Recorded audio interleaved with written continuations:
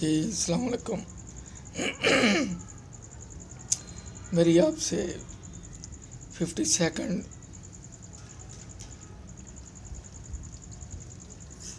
ملاقات ہے۔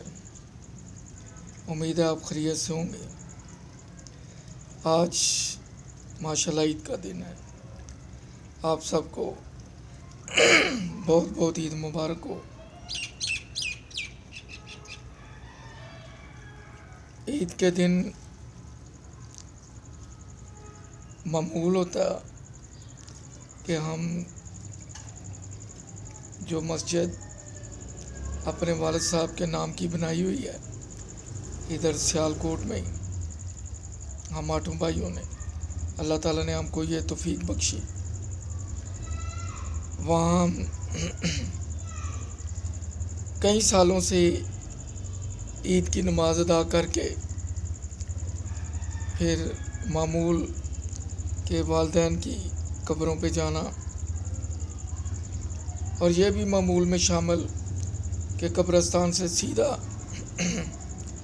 والدین کے گھر جانا، ان کے رہائش والے خاص کمرے میں قیام کرنا۔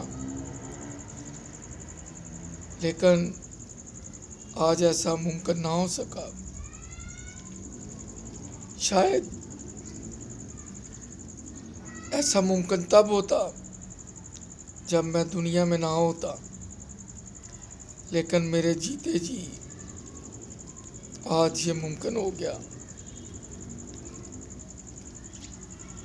کئی دفعہ حالات اس طرح کروٹ لیتے ہیں کہ آپ ان کے سامنے بے بس ہو جاتے ہیں۔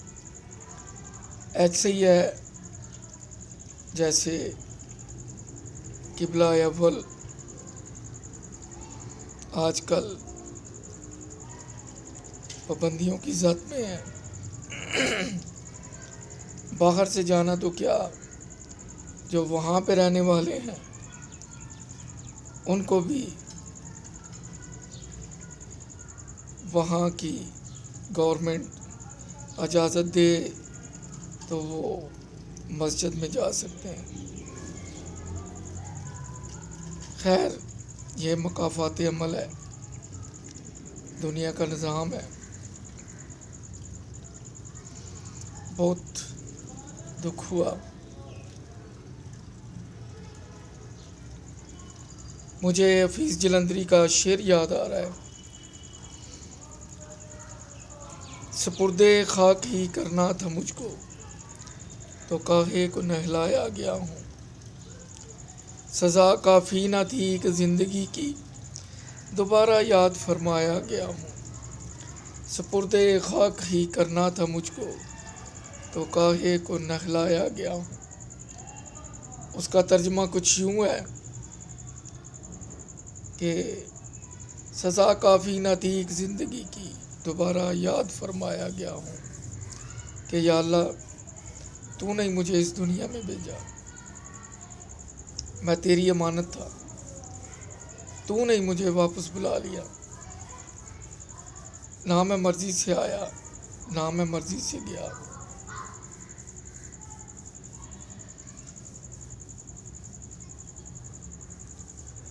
سزا کافی نہ تھی کہ زندگی کی دوبارہ یاد فرمایا گیا ہوں، کہ ایک دفعہ مجھے دنیا میں بھیجا، اب یا اللہ آپ نے مجھے اپنے پاس پھر بلا لیا ہے۔ سپرد خاک ہی کرنا تھا مجھ کو تو کاہے کو نہلایا گیا ہوں، کہ یا اللہ تعالیٰ آپ نے مجھ سے حساب کتاب مانگنا ہے، لیکن جس دنیا میں میں گیا وہاں پہ لوگوں نے مجھے نہلایا، پھر سفید کفن پہنایا، پھر مجھے مٹی میں دفن کیا۔ بس اس طرح کے نظام میں میں اپنی زندگی گزار کے آیا ہوں۔ میں جاتے ہوئے بھی بے بس تھا، آتے ہوئے بھی بے بس تھا، اور جو زندگی میں نے گزاری میں نے ایسے لوگوں کے درمیان میں گزاری۔ اب یا اللہ مجھے بخش دے، کیونکہ میں تو بے بس تھا، میں مجبور تھا۔ میرے مرنے کے بعد لوگوں نے میرے ساتھ ایسا کیا، جیتے جی وہ کیا کرتے ہوں گے۔ خیر، اس پوری تمخید میں اگر مجھ سے بیان میں کوئی اسلامی نقطہ نگاہ سے غلطی ہوئی ہو تو معافی چاہتا ہوں۔ امید ہے آپ کی عید اچھی گزر رہی ہوگی۔ میرے والد صاحب مرحوم واقعہ سنایا کرتے تھے۔ میری آپ سے ریکویسٹ ہے، میرا چینل سبسکرائب کریں اور لائک بھی کریں۔ میرے والد صاحب مرحوم ایک کہانی سنایا کرتے تھے کہ ایک ٹوپیاں بیچنے والا تھا، وہ گرمیوں کے دنوں میں سستانے کے لیے ایک درخت کے نیچے بیٹھ گیا۔ درخت کے نیچے بیٹھ گیا، اس کی آنکھ لگ گئی۔ درخت کے اوپر بندر تھے، انہوں نے اس کی ساری ٹوپیاں ٹوکری میں سے نکالی، کیونکہ اس نے بھی ٹوپی پہنی ہوئی تھی، لہذا بندروں نے وہ ٹوپیاں پکڑی، پہنی اور درخت پہ چڑھ گئے۔ جب سستانے کے بعد اس کی آنکھ کھلی تو اس نے ٹوکرے کی طرف دیکھا تو اس میں کوئی بھی سر کی ٹوپی نہیں تھی۔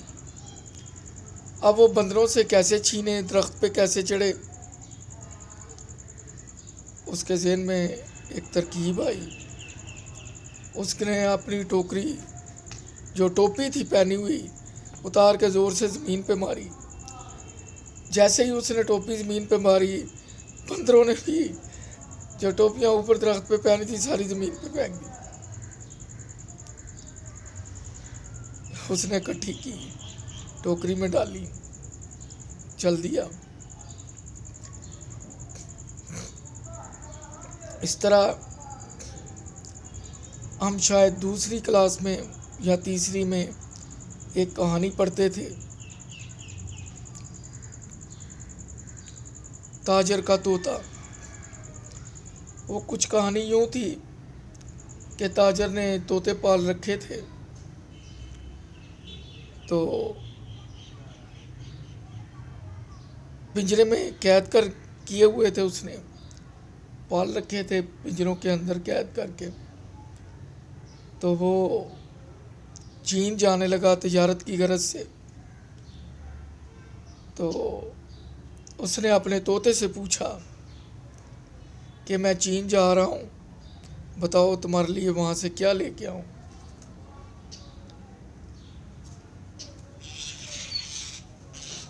تو طوطے نے تاجر کو کہا کہ چین کے طوطوں کو جا کے کہنا کہ تم تو آزاد فضاؤں میں اڑ رہے ہو، گھوم رہے ہو، لیکن تمہارا ایک ساتھی پنجرے میں قید ہے۔ تاجر چین چلا گیا، تجارت کا سامان خریدا، وہاں درختوں کے جھنڈ کی طرف نکلا جہاں پہ آبادی تھی، طوطے رہتے تھے، گھونسلے تھے۔ طوطے جب دیکھے وہاں پہ بہت زیادہ، تو ان سے مخاطب ہوا اور کہنے لگا کہ تمہارا ایک دوست میرے پاس پنجرے میں قید ہے، تم سے اچھا کھانا میں دیتا ہوں۔ اتنی بات سننی تھی کہ سارے طوطے درختوں سے غم میں نڈال زمین پر گر گئے۔ انہوں نے پہلی دفعہ سنا کہ قید بھی کوئی چیز ہوتی ہے، پابندی بھی کوئی چیز ہوتی ہے۔ وہ آزاد فضاؤں میں رہنے والے تھے، انہیں کیا پتا کہ کسی ملک میں، کسی شہر میں ایسا بھی ہوتا ہے کہ طوطے کو قید بھی کیا جاتا ہے، اس کے پر بھی کاٹے جاتے ہیں، اس پہ ظلم بھی کیا جاتا ہے، دیسی گھی کا نوالا بھی دیا جاتا ہے، لیکن اس کے ساتھ سلوک قیدیوں والا کیا جاتا ہے۔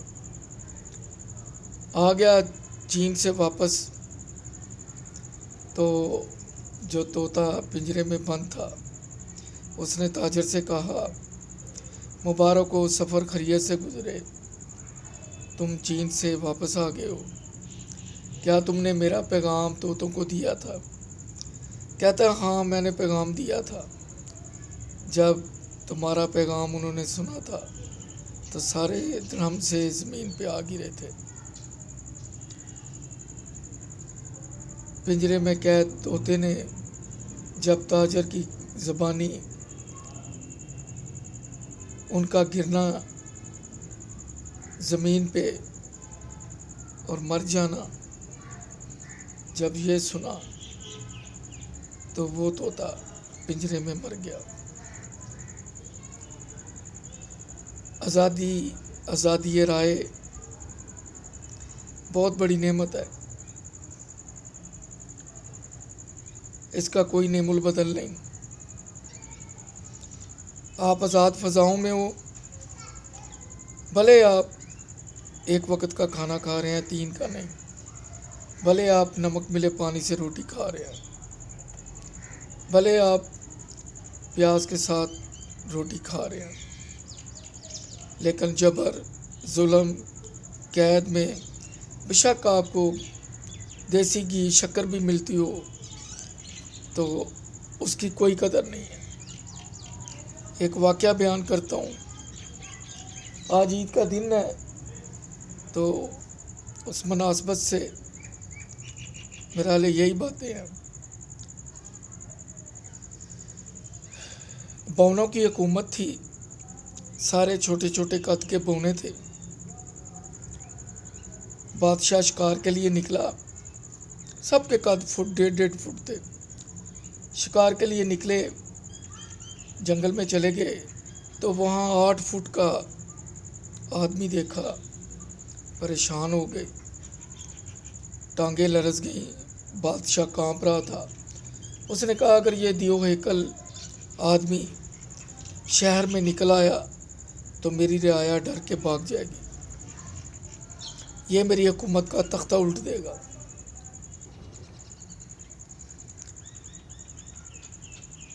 جنگل میں تھوڑی دیر قیام کیا، واپس آ گیا۔ محل میں آ کے اس نے جتنے بھی اس کے مصاحب تھے، مشیر تھے، سب کا اجلاس بلایا اور انہیں صورتحال بتائی کہ جنگل میں آج یہ واقعہ پیش آیا ہے، لہذا اس انسان کا کیا کیا جائے۔